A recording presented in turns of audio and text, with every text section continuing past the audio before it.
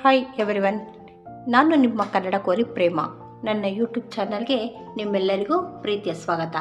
ಬನ್ನಿ ವೀಕ್ಷಕರೇ, ಈ ಬೇಸಿಗೆ ಕಾಲಕ್ಕೆ ತಂಪಾದ ಕೂಲ್ ಗಸಗಸೆ ಹಾಲು ಹೇಗೆ ಮಾಡೋದು ಅಂತ ತೋರಿಸ್ತೀನಿ.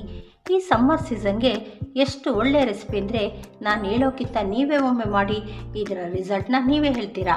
ಹಾಗಾದರೆ ಬನ್ನಿ, ಮತ್ತ್ಯಾಕೆ ತಡ, ಹೇಗೆ ಮಾಡೋದು ಅಂತ ನೋಡೋಣ. ನನ್ನ ಚಾನಲನ್ನು ನೀವಿನ್ನೂ ಸಬ್ಸ್ಕ್ರೈಬ್ ಮಾಡಿಲ್ಲ ಅಂದರೆ ಕೂಡಲೇ ಮಾಡಿ, ಪಕ್ಕದಲ್ಲಿರೋ ಬೆಲ್ ಐಕನ್ನ ಕ್ಲಿಕ್ ಮಾಡಿ. ನಾನು ಅಪ್ಲೋಡ್ ಮಾಡಿದ ಕೂಡಲೇ ನಿಮಗೆ ನನ್ನೆಲ್ಲ ವಿಡಿಯೋಗಳು ನೋಡ್ಬೋದು. ನೋಡಿ, ಈ ಗಸಗಸೆ ಹಾಲು ಮಾಡೋದಕ್ಕೆ ಯಾವ ಪದಾರ್ಥಗಳು ಬೇಕು ಅಂತ ನೋಡ್ತಾ ಹೋಗೋಣ. ಮೊದಲಿಗೆ ಗಸಗಸೆ, ಬಾದಾಮಿ, ಗೋಡಂಬಿ, ಏಲಕ್ಕಿ, ಸಕ್ಕರೆ, ಒಣಕೊಬ್ಬರಿ, ಬೆಲ್ಲ, 2 ಗ್ಲಾಸ್ನಷ್ಟು ಹಾಲು. ಯಾವ ಪ್ರಮಾಣದಲ್ಲಿ ಮಾಡ್ತಾಯಿದ್ದೀನಪ್ಪ ಅಂದರೆ, ಇಲ್ಲಿ ಕಾಣ್ತಾ ಇದೆಯಲ್ಲ, ಈ ಗ್ಲಾಸ್ನಲ್ಲಿ ನಾನು ಒಂದು 3 ಗ್ಲಾಸಷ್ಟು ಬಾದಾಮಿ ಹಾಲನ್ನ ರೆಡಿ ಮಾಡ್ತಾಯಿದ್ದೀನಿ. 3 ಗ್ಲಾಸ್ ಬಾದಾಮಿ ಹಾಲು ಮಾಡೋದಕ್ಕೆ ಮಿನಿಮಮ್ 2 ಟೀ ಸ್ಪೂನಷ್ಟು ಗಸಗಸೆ ಬೇಕಾಗುತ್ತೆ.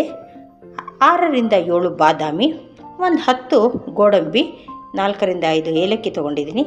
ಜೊತೆಗೆ ಒಂದು 6ರಿಂದ 7 ಸ್ಪೂನ್ ಸಕ್ಕರೆ, ಅರ್ಧ ಬೌಲ್ನಷ್ಟು ಒಣ ಕೊಬ್ಬರಿ, ಜೊತೆಗೆ 2 ಲೋಟ ಹಾಲಿಗೆ ನಾವು ಎಕ್ಸ್ಟ್ರಾ ಆಮೇಲಿಂದ ಇದೆಲ್ಲ ಗ್ರೈಂಡ್ ಮಾಡ್ಕೊಂಡಾಗ ಸ್ವಲ್ಪ ಜಾರೆಲ್ಲ ಕ್ಲೀನ್ ಮಾಡಿ ತೊಳೆದಾಗ ನಮಗೆ 3 ಗ್ಲಾಸ್ ಹಾಲಾಗುತ್ತೆ. ಇದನ್ನು ಮಾಡುವ ವಿಧಾನ ಹೇಗಪ್ಪ ಅಂತಂದರೆ, ಮೊದಲಿಗೆ ಈ 4 ಸಾಮಗ್ರಿಗಳನ್ನ ನಾವು ನೀರಲ್ಲಿ ನೆನೆಸಿಡಬೇಕು, ಒಂದು 5 to 6 ಅವರ್. ಏಕೆಂದರೆ ಗೋಡಂಬಿ, ಬಾದಾಮಿ, ಗಸಗಸೆ ನೀರಲ್ಲಿ ಚೆನ್ನಾಗಿ ನೆನ್ಕೊಂಡ್ರೆ ಈಸಿಯಾಗಿ ಗ್ರೈಂಡ್ ಆಗುತ್ತೆ, ನುಣ್ಣಗಾಗುತ್ತೆ. ಈ ಹಾಲು ಮಾಡೋಕ್ಕೆ ತುಂಬ ನುಣ್ಣಗೆ ನಾವು ಪೇಸ್ಟ್ ರೆಡಿ ಮಾಡ್ಕೊಳ್ಬೇಕು. ಅದಕ್ಕೆ ನಾನು ಇದನ್ನು ಬೆಳಗ್ಗೆ ನೆನೆಸಿಟ್ಬಿಟ್ಟಿರ್ತೀನಿ. ಈಗ ತುಂಬ ಚೆನ್ನಾಗಿ ನೆಂದಿದೆ. ಈ ನೆಂದಿರೋಂಥ ಗೋಡಂಬಿ, ಬಾದಾಮಿ ಜೊತೆಗೆ ಒಣ ಕೊಬ್ಬರಿಯನ್ನು ಹಾಕ್ಕೊಂಡು ನಾನು ಚೆನ್ನಾಗಿ ಗ್ರೈಂಡ್ ಮಾಡ್ತಾ ಬರ್ತೀನಿ. ಆಮೇಲಿಂದ ಯಾವ ರೀತಿ ಹಾಲು ಮಾಡೋದು ಅಂತ ನೋಡೋಣ. ನೋಡಿ, ನಾನೀಗ ಈ ಜಾರಲ್ಲಿ ನಾನು ತೊಗೊಂಡಿರೋಂಥ ಪದಾರ್ಥಗಳನ್ನ ಹಾಕ್ತೀನಿ. ಮೊದಲಿಗೆ ಒಣ ಕೊಬ್ಬರಿಯನ್ನು ಹಾಕ್ತಿದ್ದೀನಿ. ಹೆಚ್ಚು ಒಣ ಕೊಬ್ಬರಿ ಏನು ಬೇಕಾಗಿಲ್ಲ. 2 ಗ್ಲಾಸ್ ಹಾಲಿಗೆ 2ರಿಂದ 3 ಸ್ಪೂನಷ್ಟು ಆದರೆ ಸಾಕಾಗುತ್ತೆ. ಜೊತೆಗೆ ಈ ಎಲ್ಲ ಪದಾರ್ಥಗಳನ್ನ ನಾನು ಮೊದಲೇ ನೀರಲ್ಲಿ ನೆನೆಸಿಟ್ಟಿದ್ದೀನಲ್ಲ, ಆ ಮಿಶ್ರಣವನ್ನು ಸಹ ನಾನು ಇದರಲ್ಲಿ ಸೇರಿಸ್ತೀನಿ. ಸೇರಿಸಿದಾದ್ಮೇಲೆ ಇದು ಯಾವ ರೀತಿ ಗ್ರೈಂಡ್ ಮಾಡಬೇಕು ಅಂದರೆ, ತುಂಬ ನೈಸಾಗಿರಬೇಕು. ಇಲ್ಲಾಂದರೆ ಬಾದಾಮಿ ಹಾಲು ಕುಡಿಯಬೇಕಾದ್ರೆ ಅದು ಬಾಯಲ್ಲಿ ಸಿಗುತ್ತೆ. ಬಾಯಿಗೆ ಸಿಗಬಾರ್ದು, ಅಷ್ಟು ನೀಟಾಗಿ ಗ್ರೈಂಡ್ ಮಾಡ್ತಾ ಬರಬೇಕು. ಗ್ರೈಂಡ್ ಮಾಡಿದ್ಮೇಲೆ ನೋಡಿ, ನಾನು ಸಕ್ಕರೆ, ಬೆಲ್ಲ ಎರಡನ್ನೂ ತೋರಿಸ್ತಾ ಇದ್ದೀನಿ. ಅದು ನಿಮಗೆ ಆಪ್ಷನಲ್ಲು. ಸಕ್ಕರೆನಾದರೂ ಯೂಸ್ ಮಾಡಿ, ಬೆಲ್ಲನಾದರೂ ಯೂಸ್ ಮಾಡಿ. ಏಕೆ ಅಂತಂದರೆ ನಮ್ಮ ಮನೇಲಿ ನಾನು ಸಹಜವಾಗಿ ಆರ್ಗ್ಯಾನಿಕ್ ಬೆಲ್ಲನೇ ಯೂಸ್ ಮಾಡ್ತೀನಿ. ಆರ್ಗ್ಯಾನಿಕ್ ಬೆಲ್ಲವನ್ನು ಯೂಸ್ ಮಾಡಿ ಗಸಗಸೆ ಹಾಲು ಮಾಡಿದ್ರೆ ಹಾಲು ಸ್ವಲ್ಪ ಕಲರ್ ಚೇಂಜ್ ಆಗುತ್ತೆ, ಬ್ರೌನ್ ಕಲರ್ ಆಗುತ್ತೆ. ಆಗ ಮಕ್ಕಳೇನಾದರೂ ಇಷ್ಟಪಡಲ್ಲ ಅನ್ನೋದಾದರೆ ನೀವು ಶುಗರ್ನೇ ಯೂಸ್ ಮಾಡಿ, ಆಗ ಹಾಲು ವೈಟ್ ಆಗಿರುತ್ತೆ.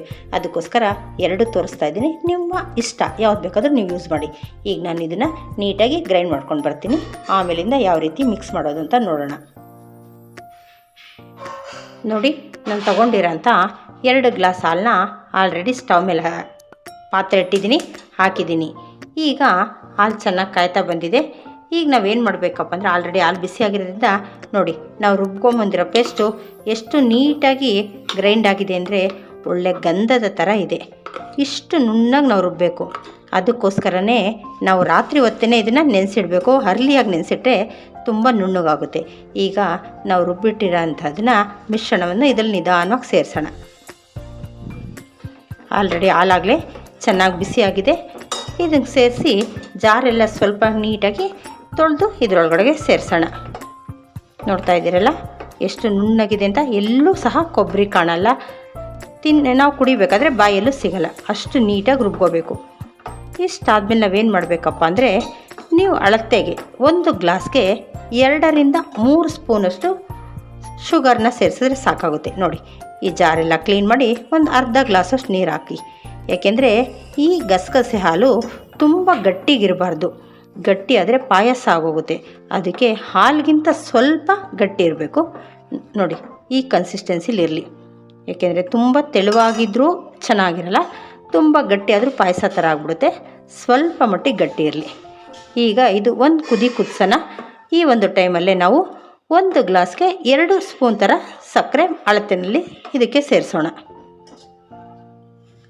ನೋಡಿ, ಈಗ ನಾನು ಒಂದು 6ರಿಂದ 7 ಸ್ಪೂನಷ್ಟು ಸಕ್ಕರೆಯನ್ನು ಇದಕ್ಕೆ ಸೇರಿಸ್ತೀನಿ.